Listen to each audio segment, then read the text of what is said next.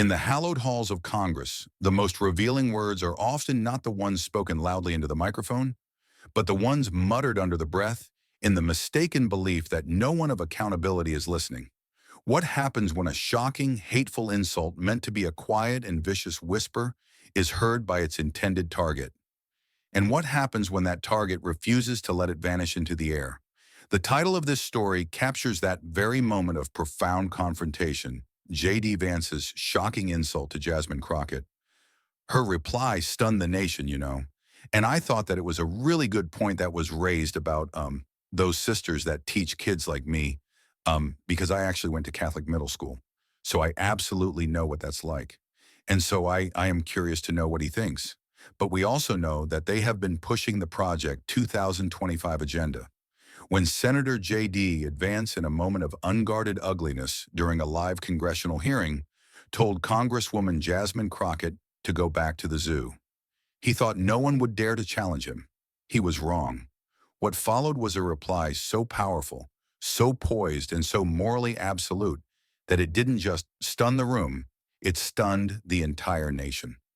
The House Judiciary Committee hearing on criminal justice reform had been tense for hours. Senator J.D. Vance, testifying as a guest, had been making broad emotional arguments about crime and broken families in inner cities.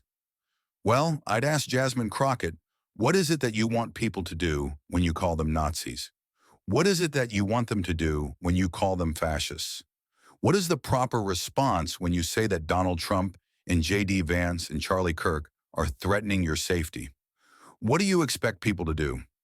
This rhetoric is completely out of control, and it's part of this entire network of violence that exists on the far left. Congresswoman Jasmine Crockett, a former judge, had been patiently and methodically dismantling his arguments, not with rhetoric, but with cold, hard statistics on systemic poverty, underfunded schools, and the documented racial biases in sentencing. With every fact she presented, Vance grew more visibly agitated, his narrative crumbling under the weight of her evidence. As she was making a particularly sharp point about the failure of tough-on crime policies from the 1990s, he leaned slightly away from his microphone, and with a sneer of pure contempt, he muttered it just loud enough for the microphone to catch a distorted echo. Go back to the zoo. For a split second, the hearing continued. The ugliness of the comment, so raw and so racist, was so shocking that the room seemed to try to collectively unhear it, but Jasmine Crockett had heard it. She stopped mid-sentence. And so now we get to J.D. Vance when he picks a VP running mate, and he also picks another loser, right? Like, because now the single pat ladies are coming for their ticket. Like, I mean, this guy is a loser, and I just need America to step up one more time and remind him, just like they reminded him 4 years ago, that he's a loser and he is only good for entertainment. But when it comes to running this country, we need someone who is serious and who is qualified. And the only person in this race that is serious and qualified is the black woman, and her name is Kamala. The air in the room instantly shifted from tense to ice cold. She didn't gasp. She didn't shout. She simply went still. Her silence, a sudden, deafening void in the proceedings. With a slow, deliberate motion, she took off her glasses and set them gently on the polished table in front of her, her eyes never leaving Vance's. I'm sorry, Senator, she said, her voice perfectly calm, but sharpened with a lawyer's intention. I want to make sure the official record is accurate. Would you care to repeat what you just said? Dead silent, Vance caught, attempted to bluff his way out. He cleared his throat, a faint blush rising on his neck. I didn't say anything worth repeating. Congresswoman, the chairman, desperate to avoid a full-blown incident, nervously tapped his gavel. Let's keep the proceedings civil, please. The president has incredible energy.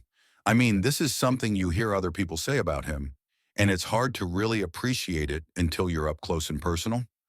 I don't know how much he sleeps or if he ever really sleeps.